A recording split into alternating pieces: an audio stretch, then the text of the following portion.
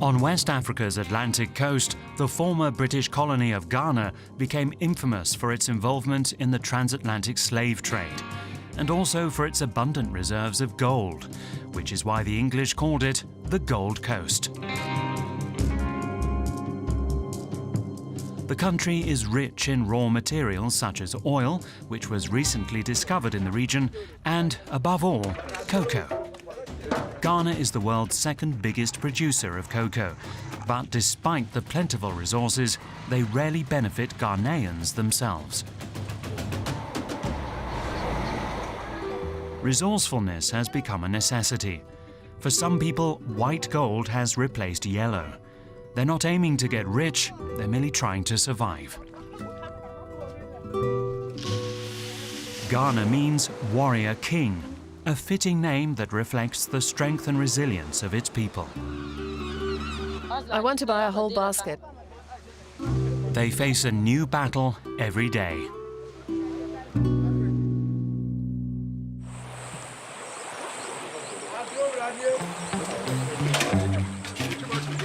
At dawn on Lake Volta, the largest artificial reservoir in the world, water taxis pull up to the banks.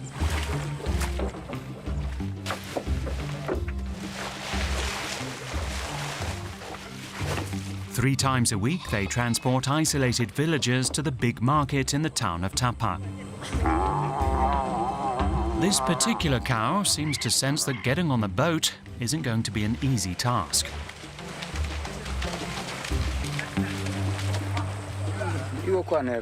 I'm going to sell my cow at the market. The boat's the only way to get there.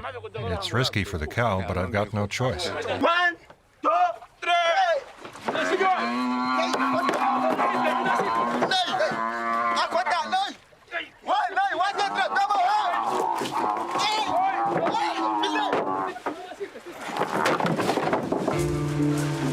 The cow would have undoubtedly appreciated a ramp, but a ride in the fresh air is bound to calm it down.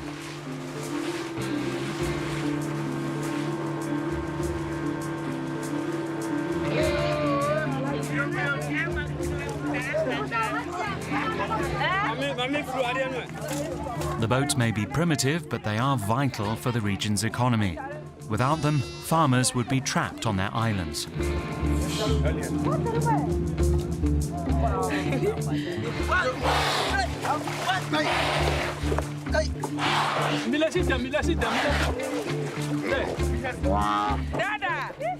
Dada! Give the man my basket so he can bring it to me.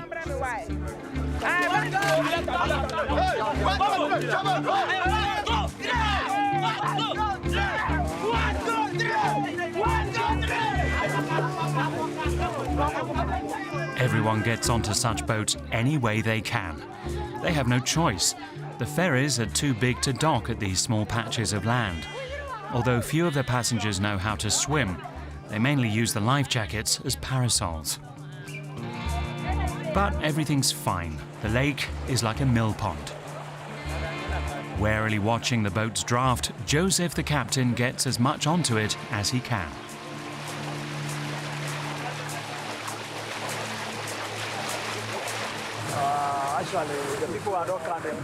I don't know actually how many people and animals there are. I counted 4 cows and 4 sheep.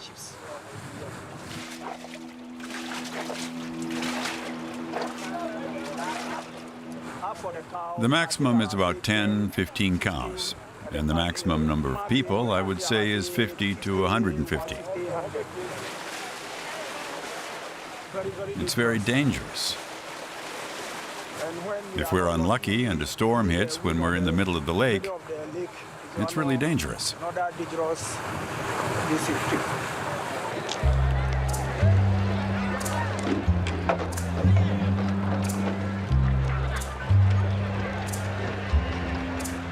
After a 2-hour journey, the water taxi arrives at Tapa Market.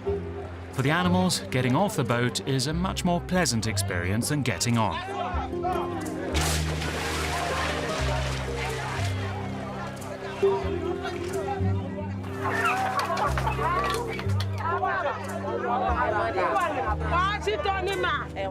The passengers are barely off the boat when it heads back out across the lake.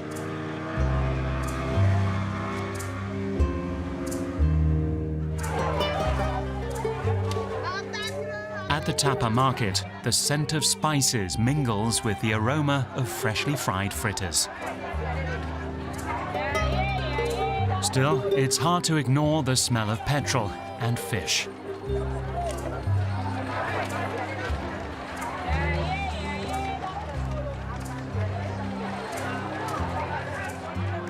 Amid this potpourri of scents, one in particular is missing, the scent derived from a fruit found at every market stall, the cocoa fruit.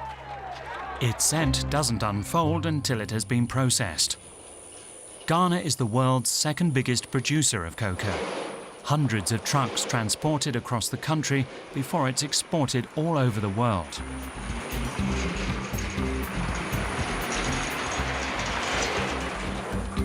But most locals, like Abiko, have never tasted it.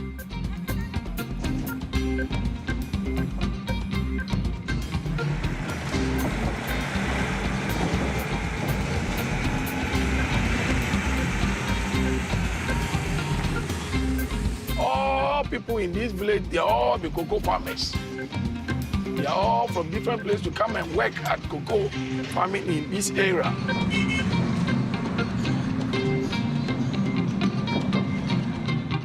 Nobody could even see some of the chocolate before. Some of the cocoa farmers, the chocolate before, or they didn't taste even Milo before.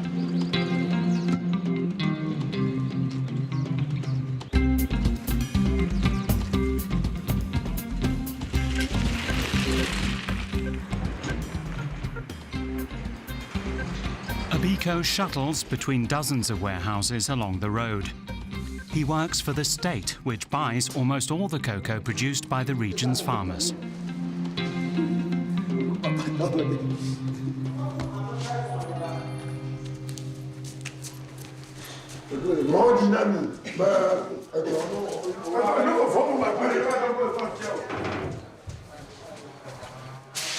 How many kilos there is by bag? 65 or something like that, 65 kilos.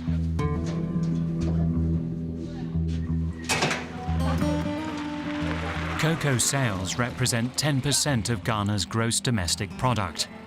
But the locals rarely see any of the profits in their day-to-day lives.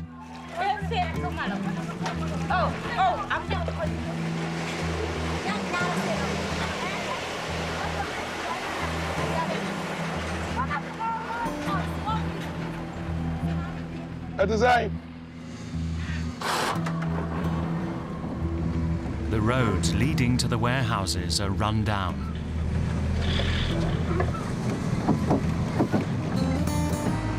Very difficult because there is a loading. The load in the car too is very expensive. So you have to get your time and the road, because of the road condition. If you don't take your time, your spring will block or anything can spoil in the car. It's a vicious cycle. If Abiko is late delivering the load, he will lose part of his salary.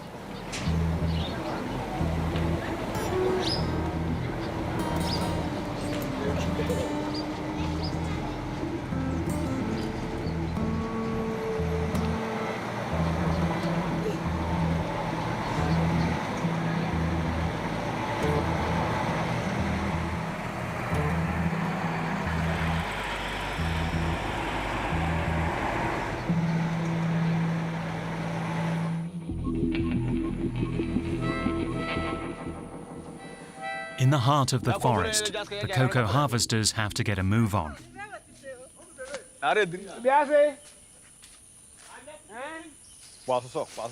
The season is coming to an end. They need to gather the remaining pods, the fruit that contains the cocoa beans, before they rot on the trees. No machine could do the work as well as these men can, but harvesting is an arduous task.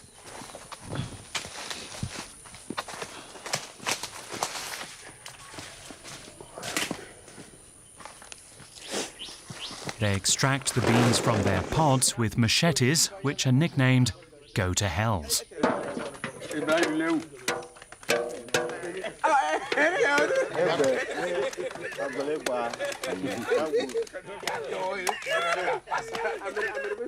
Cocoa is the pride of this country.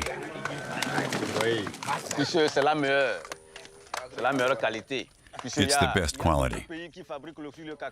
Other countries produce cocoa, but it's just not as good as in Ghana. From here, the cocoa will go to Accra. Once there, it will head to Europe. I don't know what its final destination will be.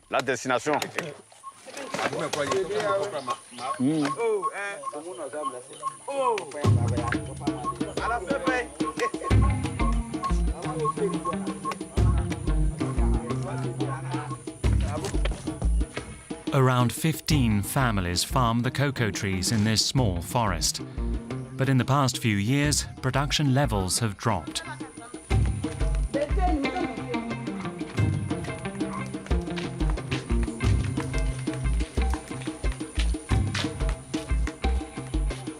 The single crop farming of cocoa has sucked all the nutrients out of the soil. The trees are growing old and there's no money to replace them. Nowadays, every penny counts. The farm is situated close to the border with Togo. Jeff sells his cocoa beans to whichever country bids highest. The border with Togo is around 1 kilometer from here. In December, Togo was paying €1.37 a kilo. Ghana was paying €1.16. But at the end of the month, Togo's price had dropped to €1.22 and Ghana's price rose. So it was better to sell to Ghana.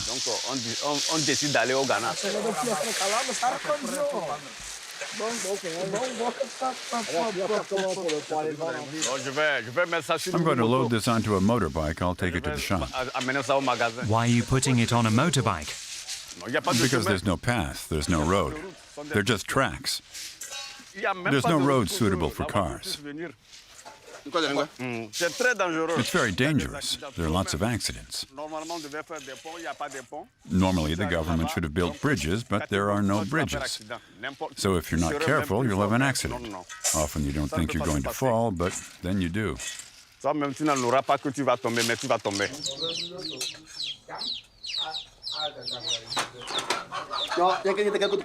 The trip to the town on these old motorbikes can be very risky. Broken arms or legs are common, although Jeff's team hasn't suffered any fatalities yet.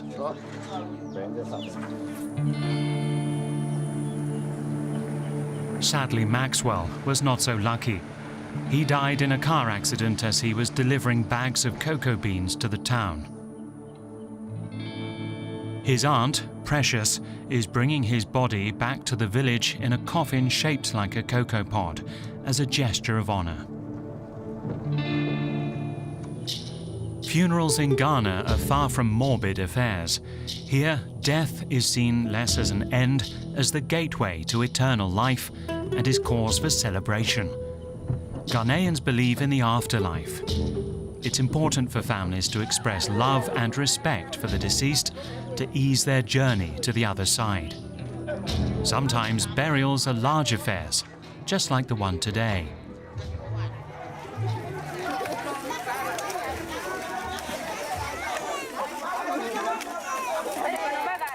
The whole village is taking part.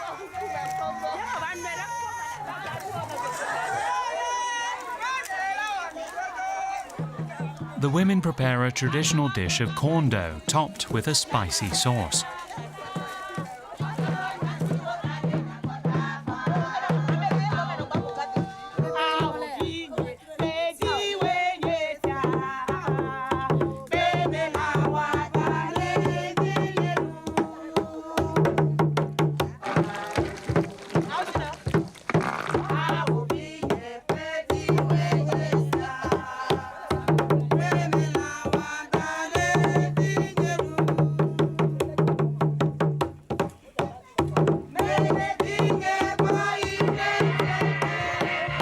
Though it may seem shocking to some, the body is dressed in finery and put on display before it is placed back in the coffin.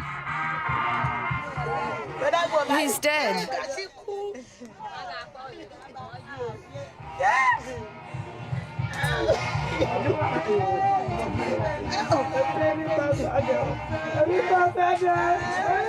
While they mourn their loss, Maxwell's family firmly believes that he has simply moved on to another life. In one form or another, he will be more powerful than those still living, so each of them comes to talk to him to win his favor. Safe journey. You'll be reunited with your brother. You'll be reunited with everyone there. You'll be welcomed with open arms. What job will you do in your next life? After all I did for you, you left me. We put the body like that because he's a student, and we will lay him like that to present to everybody that he's a child and still a student. If you are grown up, they will lay you to sleep. But if you are a young type, they will lay you to stand. Anyhow, your people want them to lay you on stage. You can sit, you can stand, you can sleep.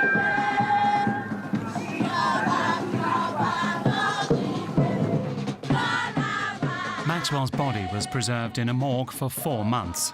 His family paid the equivalent of 300 euros for the coffin, an enormous sum for people here.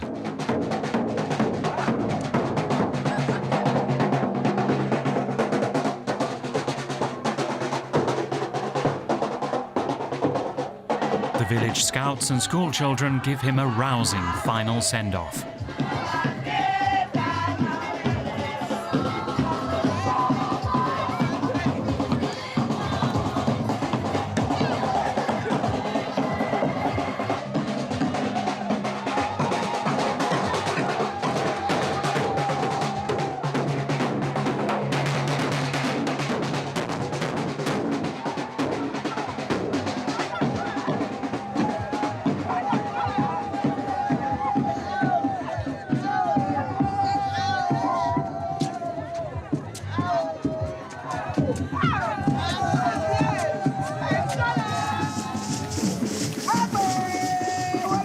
The coffin is in the cocoa form because the father is a cocoa farmer, and anytime he closes from the school, he helps the farmer in the father in the farm to for the cocoa.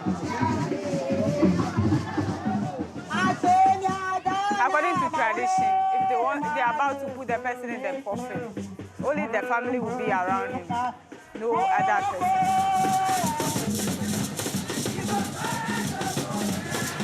After a 2-hour-long ceremony, the coffin is taken to the cemetery.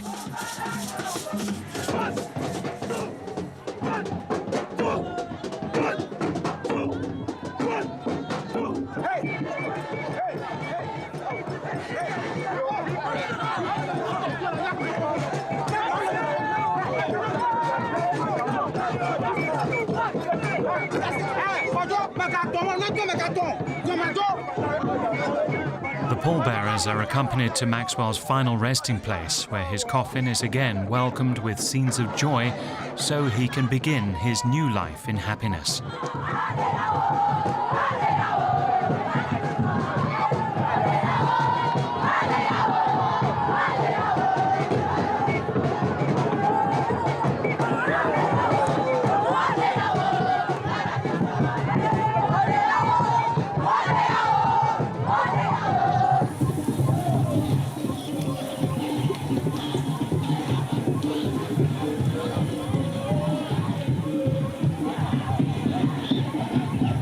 Through the combination of the heat, chanting, and incessant beating of drums, the burial of Precious's nephew is a frenzied affair.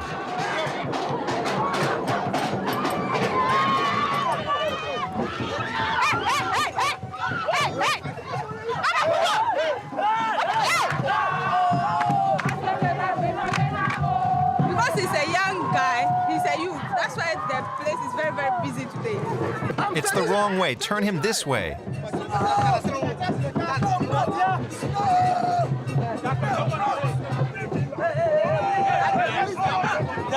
Down.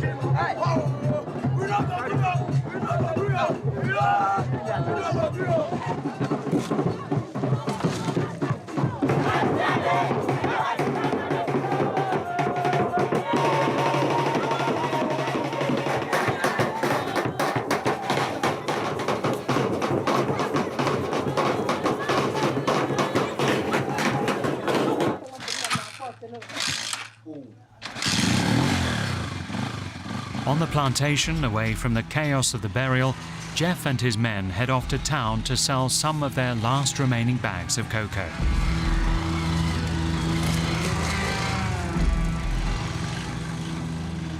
The 10 men are transporting 650 kilos of cocoa beans. None of them have a driver's license. In any case, navigating through the bush isn't something taught in driving schools.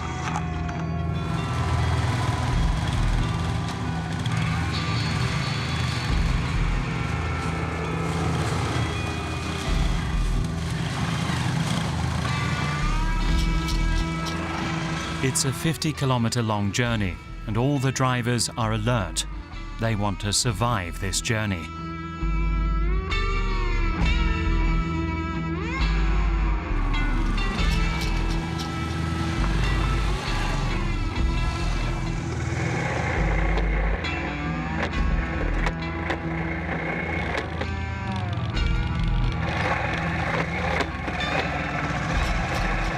Two hours across rough terrain take a toll on their old motorbikes.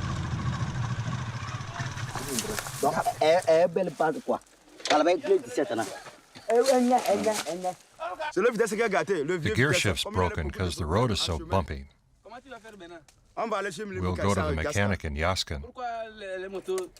The road's in such bad shape it broke. That's just the kind of thing we have to put up with here. It happens every day. The motorbike is back on the road. They will have to put some of their profits from selling the cocoa towards the repairs. The group is hoping to earn around 100 euros, which would make 10 euros per person.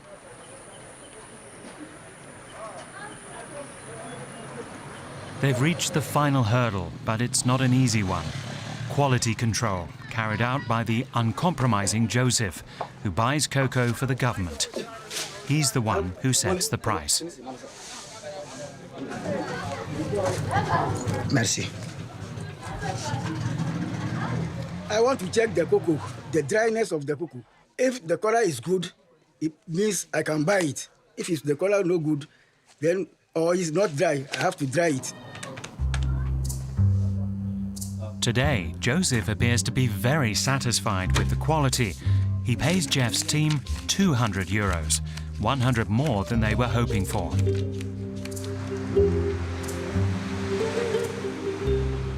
With its massive deposits of minerals and oil, Ghana could be very rich, but its economy still relies mainly on farming and fishing.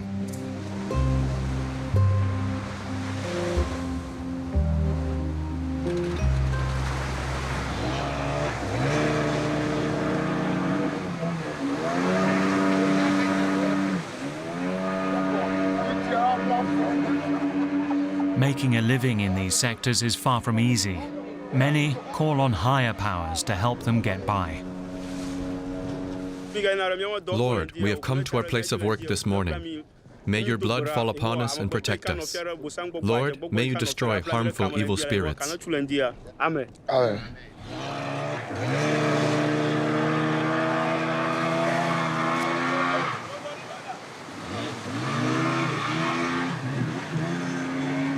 There are birds over there.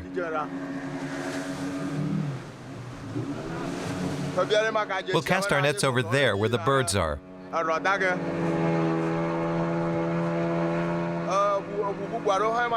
We're in direct competition with other boats, so we have to cast our nets before they do.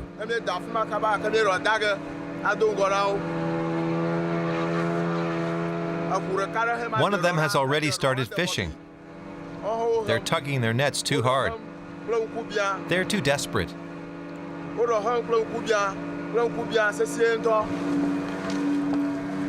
The crew had better hurry. 200,000 boats are all competing off the Ghanaian coast. As a consequence, fish stocks have steadily dwindled over the years.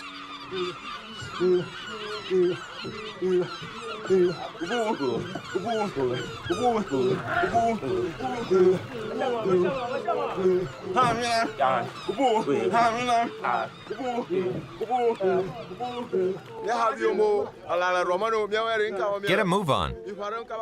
You don't want to return home empty-handed.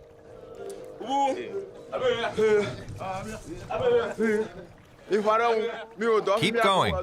If you don't work, you won't get paid. Emmanuel is the quartermaster, otherwise known as the head of the crew. His job is to keep his men motivated.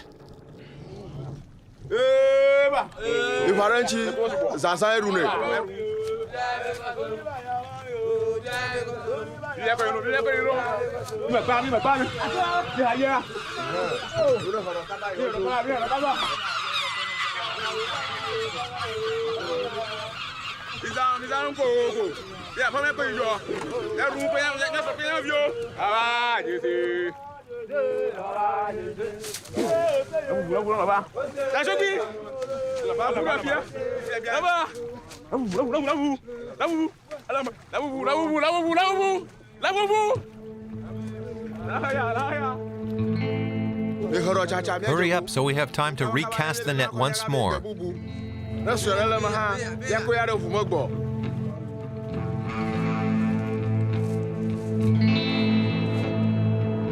Fishing won't make these men millionaires.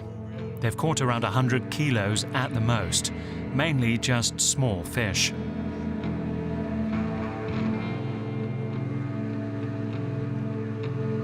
The methods of some captains who use dynamite and pesticides to turn quick profits have forced bigger fish to retreat to deeper waters.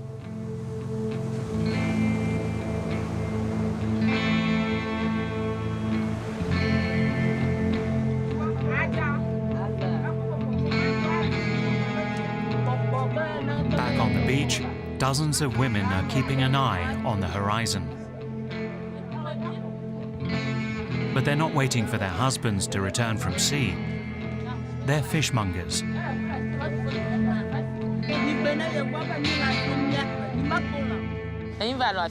We leave home in the morning and gather here to wait for the fishermen to come back.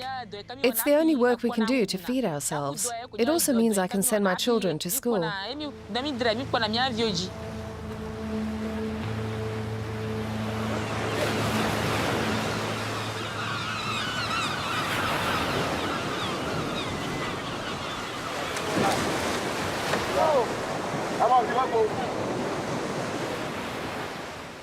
They're bound to be disappointed. None of the 15 boats have returned with an impressive haul. The battle of the fishmongers begins because there isn't enough fish to go around.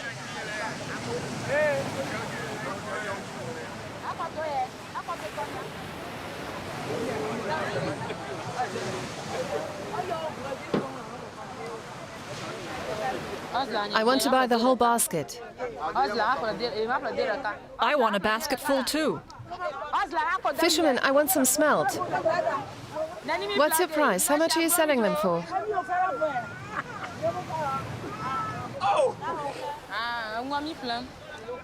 We always haggle when we buy. The fishermen give us their price and we negotiate. If they say 100, we suggest 50. They say 200, we say 100.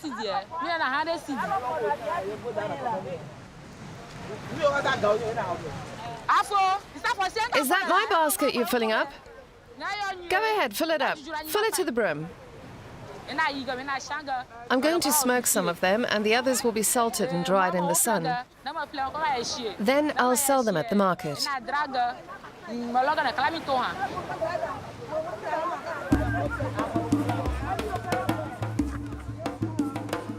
Smoking and salting the fish prevents it from having to be refrigerated.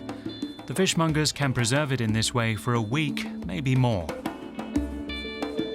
That's why salt is vitally important in Africa. Ghana has enjoyed a good reputation for its salt since the 8th century.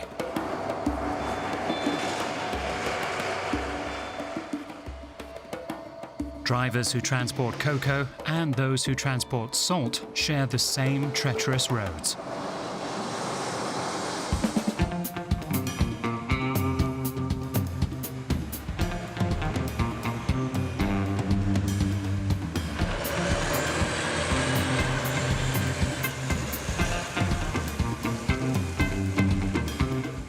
Ghana's so-called white gold is in demand and sold across the African continent.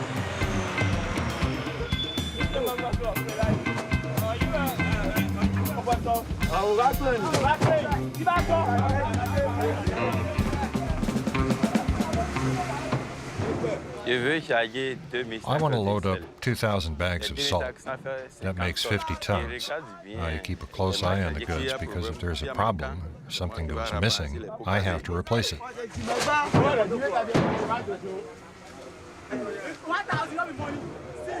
It's a dangerous trip. Sometimes robbers jump onto the truck and steal the goods. If the road's bumpy and you have to slow down, they can climb onto the truck.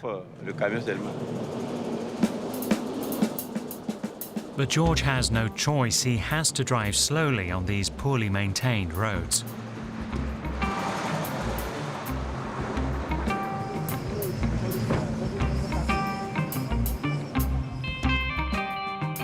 George is taking this delivery eastwards to Benin. For 200 kilometers, he and his truck have been dancing to the rhythm of the potholes, as he puts it. We look like we're dancing at a party because of the road. You saw how I was dancing at the wheel? That's because the roads are so badly damaged.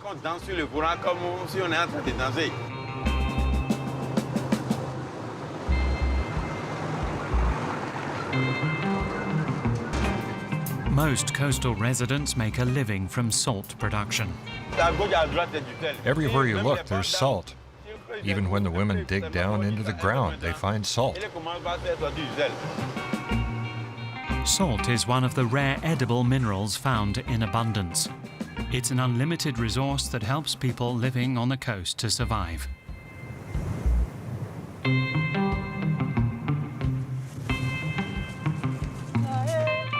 But just because there's a lot of it doesn't mean it's easy to harvest.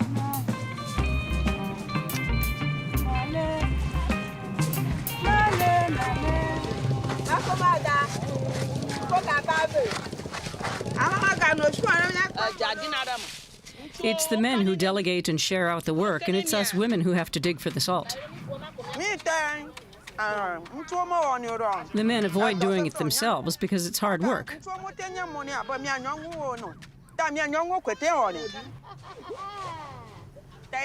So it's us women who have to do it.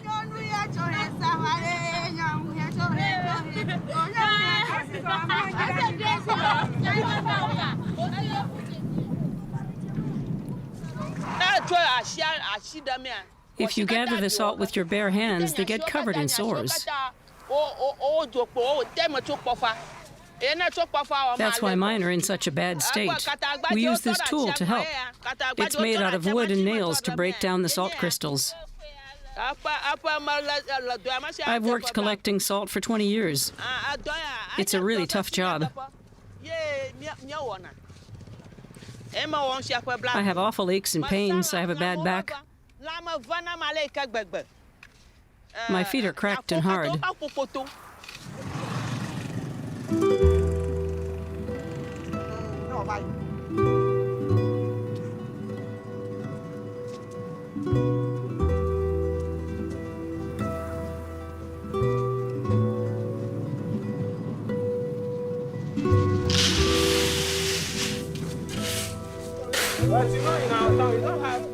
On fin de day, the traders start to haggle, and they are ruthless.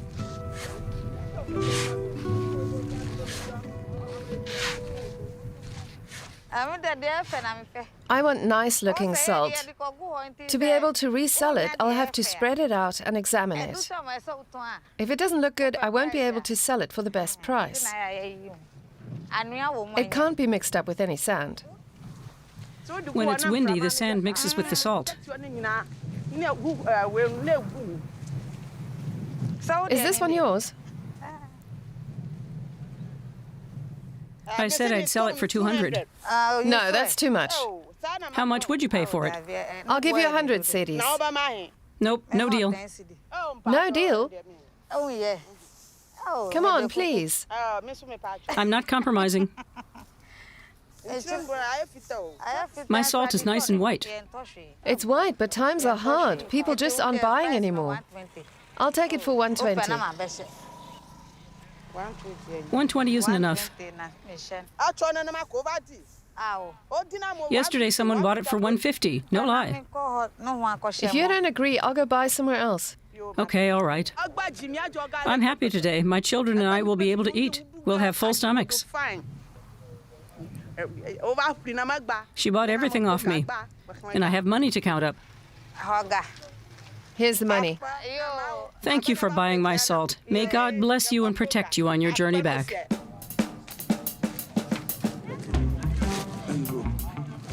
The equivalent of 21 euros. The money will last her and her 2 children a week. Any animals she can catch are a supplement to their meals.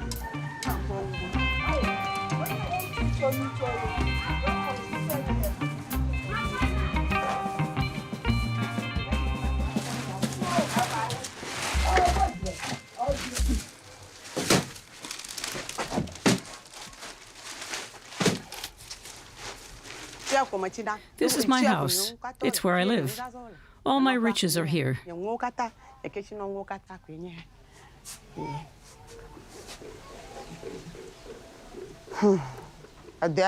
I make everything myself with my own hands.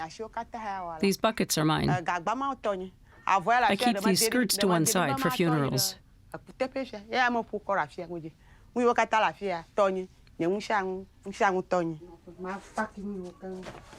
My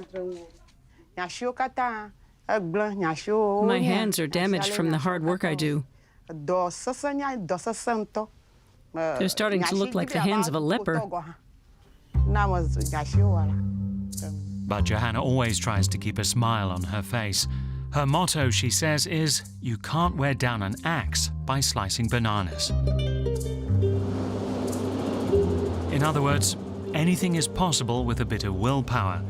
And that's something that Ghanaians appear to have in ample supply, no matter how arduous the task.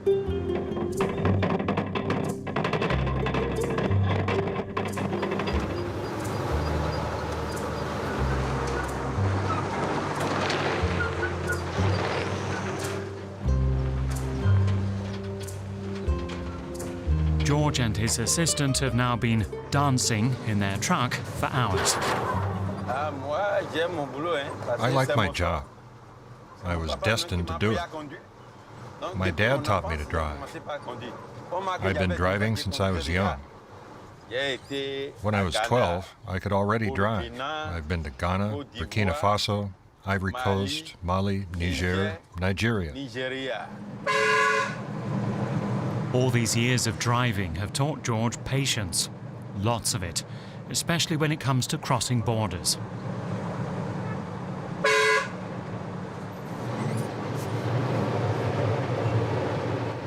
We have to go and check in.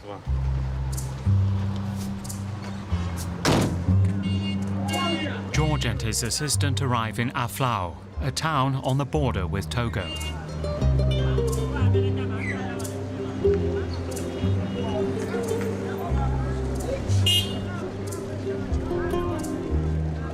The customs officers will check the goods and the condition that they're in. They want to check that the stuff hasn't gone off and won't make people sick.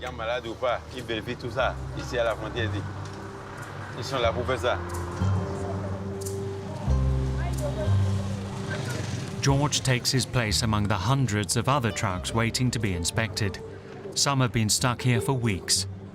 The customs officers work at their own pace, as drivers wait patiently. However long it may take, everything will get to where it needs to go.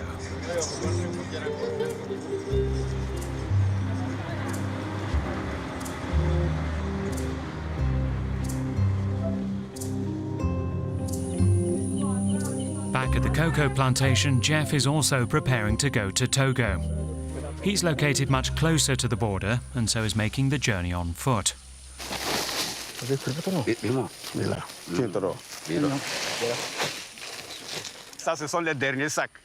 These are the last few bags. I'm going to cross the border. I need some CFA francs. That's the currency used in the village I want to go to. I'm taking the last few bags to sell. This year the quality of the cocoa isn't good. It's spoiled. The rains ruined all the cocoa. These cocoa beans are not good enough to be sold to Ghanaian buyers. But in Togo, Jeff knows a trader who doesn't scrutinize goods too thoroughly.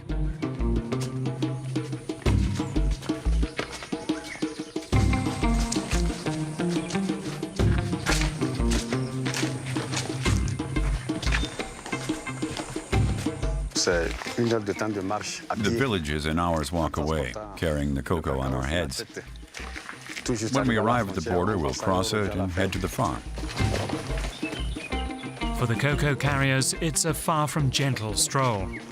They've got around 30 kilos on their heads.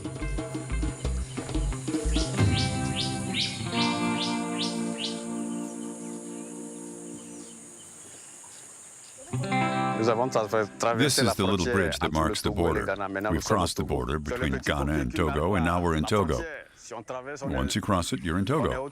So now I've made it.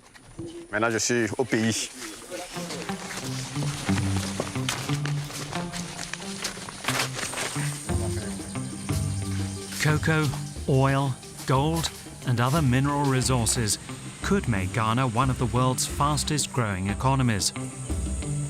Instead, Ghanaians describe their country as a sick child who has only recovered because of the tenacity of its workforce.